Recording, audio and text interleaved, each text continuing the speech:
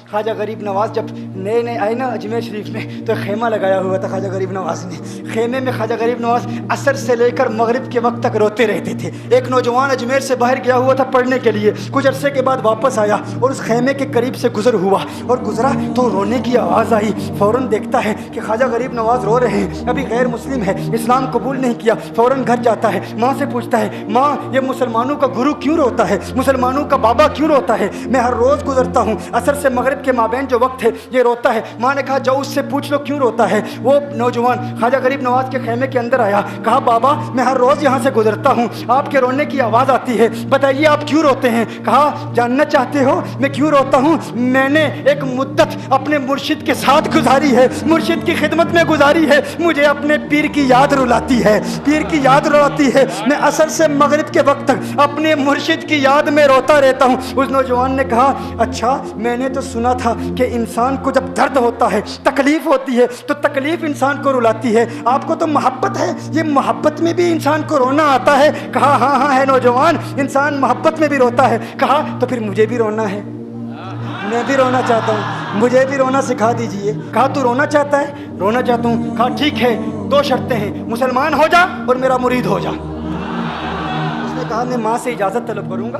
ماں کے پاس گیا اجازت لینے کے لیے. ماں نے کہا تو ضدی ہے, جب تو ارادہ کر لیتا ہے, جو ارادہ کرتا ہے تو پورا کرتا ہے, جا جو کرنا چاہتا ہے کر لے. خواجہ غریب نواز کے بارگاہ میں حاضر ہوا, عرض کرتا ہے بابا میں پھر مسلمان ہونا چاہتا ہوں, مجھے مرید کر لیجئے. خواجہ غریب نواز نے مرید کر لیا, خواجہ غریب نواز کا مرید ہو گیا. اب خواجہ غریب نواز نے کہا اب وقت سارا میرے ساتھ گزرے گا, ناشتے کے وقت خواجہ غریب نواز کے ساتھ, سحری کے وقت خواجہ غریب نواز کے ساتھ, سحر کے وقت خواجہ غریب نواز کے ساتھ, پورا دن اسے خواجہ غریب نواز کے قرب کی کچھ ایسی عادت ہو گئی, خواجہ غریب نواز کا دیوانہ ہو گیا, ان کا عاشق ہو گیا. کچھ عرصہ گزرا, خواجہ غریب نواز نے فرمایا اب تیرے لیے 3 دن کی چھٹیاں ہیں, 3 دن کے لیے چھٹیاں ہیں, 3 دن کے لیے چلا جا.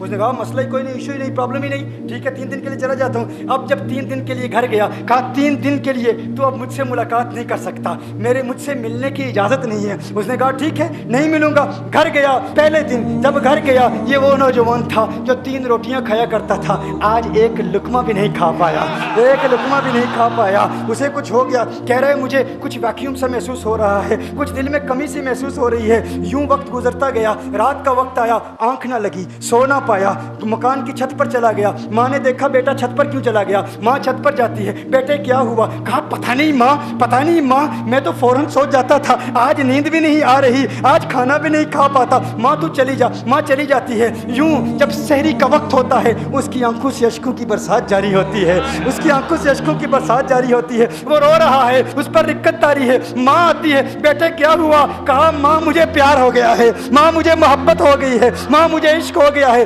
جا غریب نواز کے پاس, کہا مجھے بلا لو. اب یہ جدائی برداشت نہیں ہوتی, اب مرشد کی جدائی برداشت نہیں ہوتی. ماں فوراً خواجہ غریب نواز کی بارگاہ میں حاضر ہوتی ہے. کہا میں نہیں جانتی ہے مسلمانوں کے بابا, تو نے میرے بیٹے کو کیا دے دیا, تمہارا تعلق نہیں سمجھ پاتی, تمہارا رشتہ نہیں سمجھ پاتی, لیکن وہ تو رو رہا ہے, کہتا ہے واپس بلا لو. خواجہ غریب نواز نے کہا نہیں ابھی وقت نہیں ہے, میں اپنی زبان میں کہتا ہوں. گویا کہ خواجہ غریب نواز نے کہا ہوگا ابھی تو ابتدائی عشق ہے, روتا ہے کیا, آگے دیکھ ہوتا ہے کیا. تیری تمنا تھی, تیری خواہش تھی کہ محبت میں رونے کی عادت ہو جائے, ابھی تو ابتدا ہے. ماں کو واپس بھیج دیا, کہا واپس چلی جا. اسے کہا ابھی اجازت نہیں ہے, وہ واپس چلی جاتی ہے. بیٹے کو بتاتی ہے کہ ہے میرے بیٹے وہ تو اجازت نہیں دے رہا. کہا ماں سن لے, اب اگر نہ بلایا تو میں مر جاؤں گا, یہ محبت مجھے مار ڈالے گی. ماں اگر مجھے زندہ دیکھنا چاہتی ہے تو میرے مرشد کو راضی کر لے, میرے مرشد کو بتا دے اب یہ جدائی برداشت نہیں کر سکتا.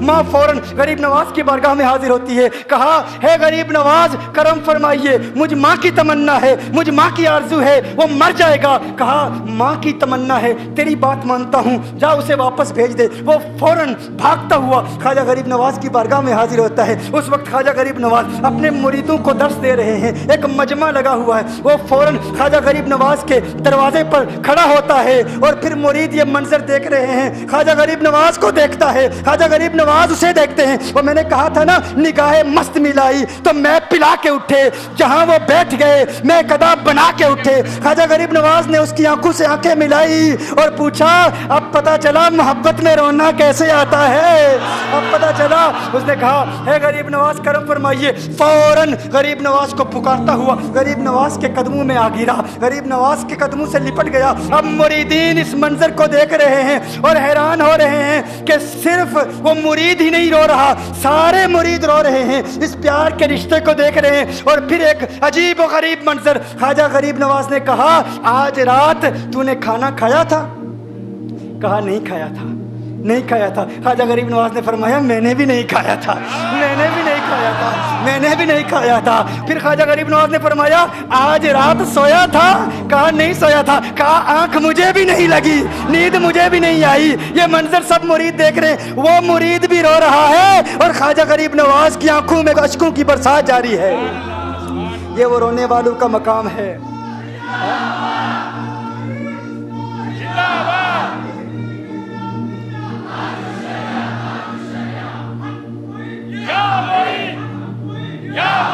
ये डिस्कशन हो रही है पीर और मुरीद की, और फिर ये आंसू बातें कर रहे हैं। मेरी दास्तान हसरत वो सुना सुना के रोए, मेरी दास्तान हसरत वो सुना सुना के रोए, मेरे आजमाने वाले मुझे आजमा के रोए। कोई ऐसा अहले दिल हो कि फसाना है मोहब्बत, मैं उसे सुना के रोऊं, वो मुझे सुना के रोए।